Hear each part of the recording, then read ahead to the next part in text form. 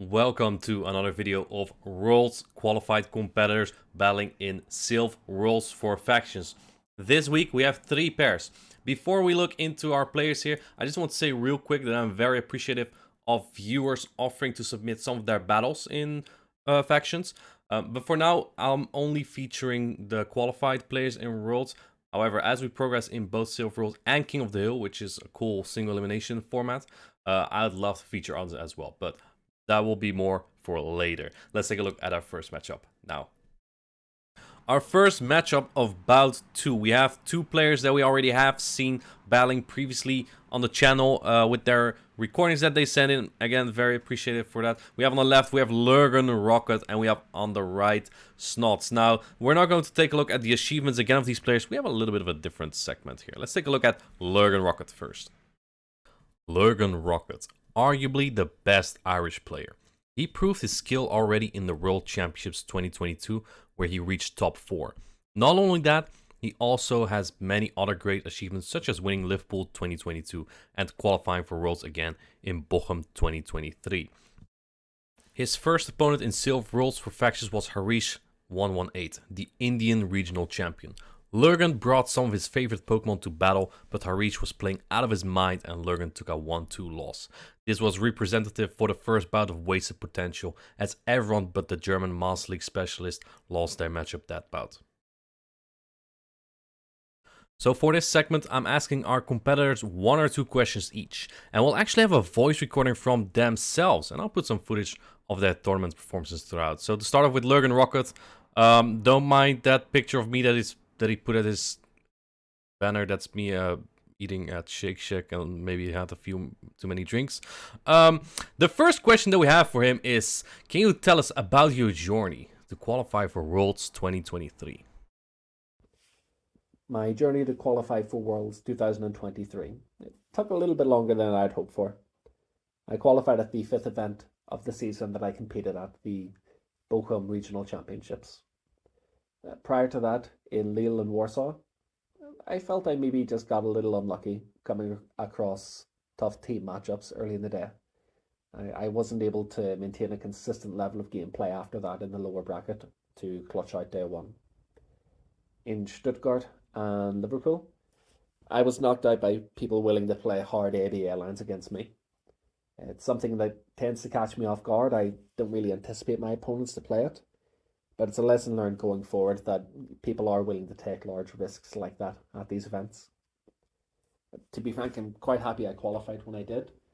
I felt as though the meta post-wing attack update in December has been quite stale. It was predominantly Metacham, Steel type, Noctowl, Trevenant, Lantern +1 for the most part.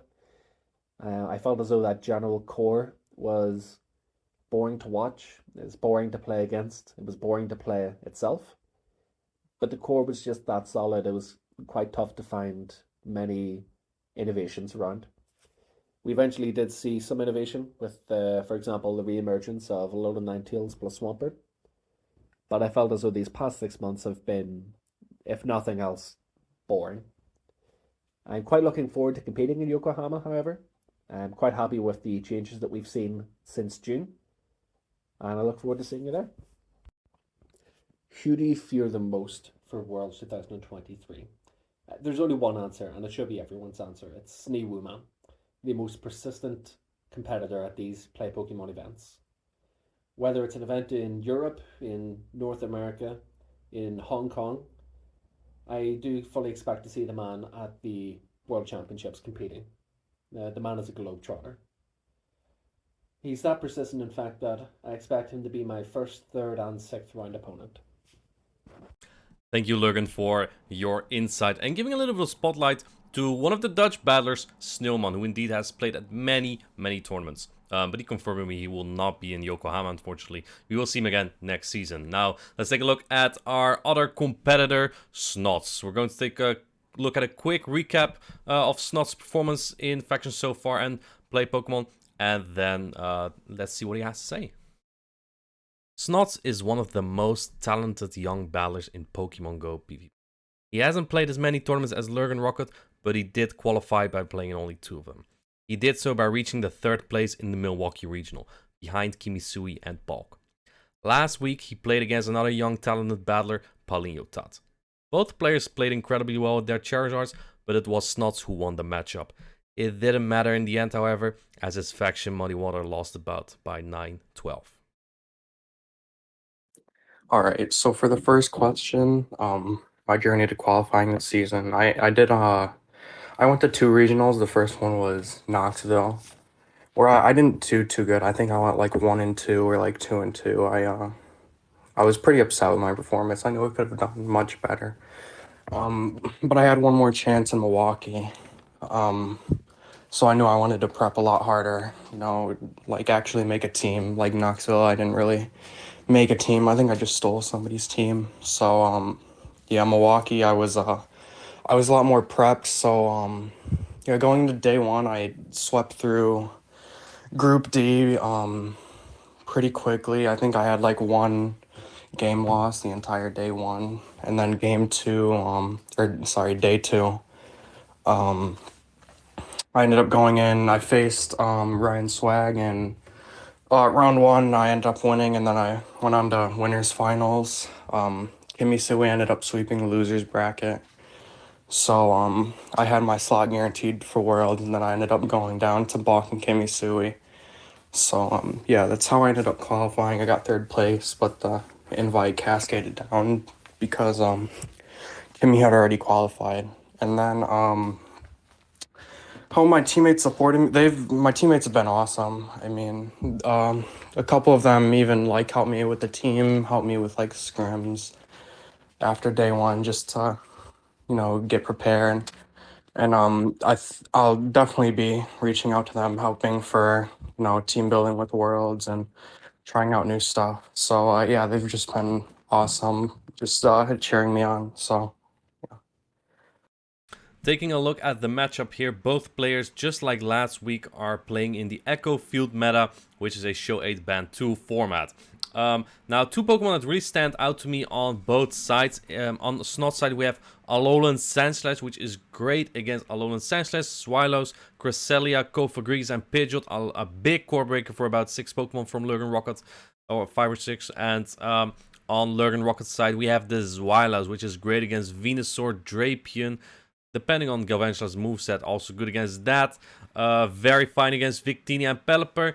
I think those are very good core breakers. And the fortunate thing of Show 8 Band 2 is that you can get rid of core breakers and strategize around that. Let's take a look at what these players are banning. We do see the bans there on the Alolan Sandslash and the Galvantula. From LurganRocket on Snots, and from Snots we see the ban on the Zweilaus and the Kofagrigus. The Kofagrigus ban makes that Vigort a little bit better. There's still the Cresselia, however, which LurganRocket knows every single bit of the matchup of. So yeah, interesting ban on that Galvantula as well. Probably trying to make the Umbreon, Cresselia, and Zweilaus, which now is banned, a little bit better, because with fewer it could have been a big problem for those three. So that's what I'm assuming that these bans go for. At this point, I think both players have a lot of safe options. I think from LurganRocket, we'll definitely see Cresselia. From Snots, I'm not sure if Vigort is the way to go. We know Cresselia is coming out. I think it's still good. Yeah, let's take a look. I think Pelipper is the Pokemon looks safe for Snots here. Now the matchup, we have LurganRocket on the left side, we have Snots on the right side. These are Discord recordings, so they might misalign a little bit throughout the battle. Again, I don't blame anyone for that. It is a team format after all, right? There's nothing better than sharing your battles with your friends or teammates. Now, looking at this matchup, this is one I would swap out of immediately. It is a Moonblast Cresselia with also Future Sight, which it's basically anything for good damage on Snots' side except the Victini. But it looks like Lurgan is just staying in. And look at how little that crunch did. Well, it's still super effective. I think this Moonblast actually did more. A little bit of lag on both sides there. I don't think any fast attacks were lost. I think Lurgan just knows he wins the Zero Shields if he doesn't get any debuffs. No, I think with a debuff, you would live those poison stings. And going, look at that. Waiting just a little bit to see if Snots might try to catch there. And this Moonblast will take out the Drapion. I did not know that Cresselia wins this matchup against Drapion.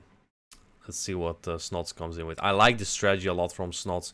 Just bringing in the Vigoroth now because this is the Vigoroth answer. However, LurganRocket now doesn't have to align his Umbreon against this Vigoroth, so that I guess you have that going for you. And we do also see Pelipper on Snots' side, which is one of the safer picks. Yeah, we see that the mirrors misalign a little bit here, so pick your side that you want to take a look at. Feather Dance coming in from Lurgan, and man, Snots does shield that, which is very unfortunate. You never want to shield a Feather Dance, that does no damage. But as LurganRocket, I assume that you just want to get as much chip as possible into this Vigoroth, and you want to throw before the next one to pressure that last shield or get another debuff in. But Lurgan is not throwing at all and letting the next Body Slam go, which is very scary, because now if Snots shields this, he will keep that Vigoroth for that Umbreon in the back. Going for a few more wing attacks there, throwing at the very last second, going for the Brave Bird, and because the triple buff comes through now, the counter also will KO this Vigoroth. Yeah. A very smart play from Snots here, swapping out that Vigoroth immediately, clearing that debuff, and now Vigoroth is not even in foul play range as well. So I think Snots is in a really good spot here. The Pelipper is, you know, not the bulkiest Pokemon, but I think you still need like three foul plays. Maybe 2 Last Resorts may have done the job here as well. Weather Ball coming in, and no shield from LurganRocket. Really good no shield. You don't want to shield that and then need a Hurricane to the face. Last Resort coming in, and now you need to snarl down to get the 2 foul plays as LurganRocket. Let's see if you can pull it off. I don't think so. Pelipper hangs on just a little bit too much here. Going for another Weather Ball. Does Lurgan shield this one? He does shield that one. That's really unfortunate, because this allows Snots to get to that Hurricane at this point. Wing Attack charges just so quickly, and you kind of can't throw as LurganRocket. You cannot throw, because then you have no energy for the Vigoroth, and that will give it too much time to get counters in and body slams in. Now, this will do so much damage. Look at Lurgan, predicting the Vigoroth swap in, immediately throwing a foul play, but it's not going to be enough. Vigoroth is a little bit bulkier than that, and Snots lives comfortably, even gets to this body slam, throwing the body slam into Umbreon, and that takes, that's the first win for Snots here. Tough one for LurganRocket. Maybe miscounted on that Pidgeot against the Vigoroth. The shielding scenarios definitely could have been different. I think Pidgeot would have been very useful against that Vigoroth. Let's take a look if Lurgan can get some points back here. We have a great lead for LurganRocket here, swapping into that Pelipper right away, which doesn't have a great matchup here either, by the way. But Lurgan is still staying in for a little bit, and Snots throwing the Weather Ball before even getting to the Hurricane. So obviously Lurgan is not shielding that, and going for the Moonblast here. Yeah, shielding this right away. I get this from Snots, right? You don't want to eat a Future Sight that will do a lot. Moonblast still chunk, but... And now swapping into the Umbreon. I like this play as well from LurganRocket. You kind of want to get rid of this Umbreon because it doesn't have a lot of play against Vigoroth. It has play, actually. That's a lie. It's like the 0 shields are very close. But you want to preserve the Cresselia as much as possible, right? That's your best matchup against the Vigoroth. Foul play coming in. 2 foul plays will take out the Pelipper at this point. But Snots' timer is also almost up. So 1 more foul play and you actually KO this. But looks like Hurricane's coming through. No shield from LurganRocket. Just using Umbreon to soak up all of this damage. But this does allow Snots to swap out. He doesn't swap out. He tries to catch unsuccessfully. Doesn't matter though. LurganRocket is going to throw it anyway. Counter sneaks through. That's always sometimes a little bit difficult to time your move upon your opponent's swap in or your own swap in. However, Lurgan's Umbreon barely gets to another foul player, which is nice. But you don't have a lot of fast attack pressure. Wing attack, even wing attacks from Pidgeot don't do that much. Gus would have been great at this point. You could farm down. And this Vigoroth is now getting to do 2 body slams, which is really freaking annoying because those hit hard. Even on something like Cresselia, you're still going to need 3 of them, but it takes time to get there. Look at that counting from Snots and Lurgan, predicting his opponent would try to throw on the CMP, which Vigoroth obviously would win, but he's building up a little bit more energy. And meticulous counting here from Lurgan, you love to see it, thrown right before the next body slam. And a little bit of Cresselia left. A lot of Pidgeots and 2 shields. I think this is looking fine for Lurgan. But again, you need to land Brave Birds as Pidgeot. If they get shielded, you are debuffed and you basically faint to every single charge attack thrown at you. If they shield a Feather Dance, you're in a great spot. Letting that first move go, I kind of like that. that does insinuate you might go for that Braypert now. And looking at the mind game that Lurgan plays here, he actually goes for the Feather Dance now, and Snots is not taking it. He's no-shooting that. That's a great play from Snots, and actually what he might need. At this point, you have to shoot anything as Lurgan, and also Snots can also still swap out. He does swap out, and Pelipper already has so much energy. Go for this. Oh no, that's a CMP. Again, a little bit of unfortunate play there from LurganRocket. The Feather Dance won't KO yet though, so at least you might be able to get some more farm in there. No shooting this Feather Dance right away from Snots. Man, this is a big undercharge. I think this Pelipper might be able to get to another move still. Can it? No, it's a perfect undercharge. Perfect undercharge. The Maestro. Going for Feather Dance right away. You have to at this point. You have to debuff this Drapion. Otherwise, it might just poison sting your team down. Let's see what Snots going to do now. He's not throwing immediately. Oh, he tried. Lurgan went over. Very likely knew where the Drapion was at with his energy, but tried to predict when Snots would throw. Snots did not throw, however. And now just one wing attack off that next Feather Dance that may have KO'd there. Very well played from Snots there. Very good patience. And I think maybe if Lurgan swapped in the Umbreon immediately into the Pelipper, maybe Snots could have played less with the swaps, but then Drapion might get aligned to Cresselia, which is what you don't want also. Let's take a look at the third match if LurganRocket can salvage 1 point for his team here. We have Quagsire into the Vigoroth. Quagsire really probably there to hard answer that Drapion. Yeah, I'm not sure about this one. We also, interesting that Snots has been going with 3 of the same Pokemon, his safest Pokemon. We have not seen the Victini, we've not seen the Dragonite, we've not seen the Venusaur. Just going with this, rocking the same 3 very flexible Pokemon. I kind of like that from Snots a lot. As we see the mirrors are misaligning here a little bit again. And throwing on the CMP on the Stone Edge here. You kind of have to shoot if you want to get this off, because I think this Body Slam will take it out. And he does shield it. Good shoot by LurganRocket here. But I also think this is looking very dire for LurganRocket at this point. Oh, letting that go, however. That does knock out, but oh, going into the Pelipper right away. Swapping in the Pidgeot, and this is horrible as we see that there's a Drapion in the back. And I think LurganRocket probably knows at this point. If there's a Vigoroth in the lead, there's likely the Cresselia answer in the back. We do see the Drapion in the back from Snots, which is going to be aligned to the Cresselia later. Going for the, I think there was Feather Dance. Oh, it's a Braypert actually. Great call from Snots. Now your wing attacks do so much more. You farmed down? Ooh. I think he could have farmed down. Yeah, he could have farmed down, but Snots was 1 count off, or was afraid that LurganRocket might survive that wing attack barely, and just throws the Weather Ball to play it safe. Not bad per se. Could have been a little bit more efficient. However, you still have half a Pelipper, even shields, the full Drapion, and in comes Cresselia. You have so much energy here as the Pelipper. Look at him waiting just a little bit, making sure LurganRocket is not going to catch that move. And no shields it. That does a lot of damage. That does about as much as I've scrunched, honestly. Going for a Weather Ball now. Do you shoot this one as Lurgan? I think there may have been a CMP again. I think on the left side, Lurgan tapped his move there. No shield again. And that was the CMP. I think at this point, Snots is just going to close with that Drapion. Moonblast coming through. Doesn't even KO just yet, but Drapion comes in. And at this point, Lurgan kind of needs to catch a move. But I think even if you catch a move, this is very much over. Moonblast coming in. You need 2 Mud Bombs or another Moonblast at this point. And then farm down the rest of the team with that... With the Quagsire, but the Quagsire is not going to make it. This Drapion is already at 2 crunch at this point. Lurgan knows he's letting it go, and this is likely over. I don't think we'll see Lurgan shield this one as well. Yeah, very tough. I think at the point where he swapped the Pidgeot into that Pelipper, he probably knew. Which is tough. Sometimes it happens. It happened to us, the EU Emperors, at times as well. Misplaced. They are made by the best among us.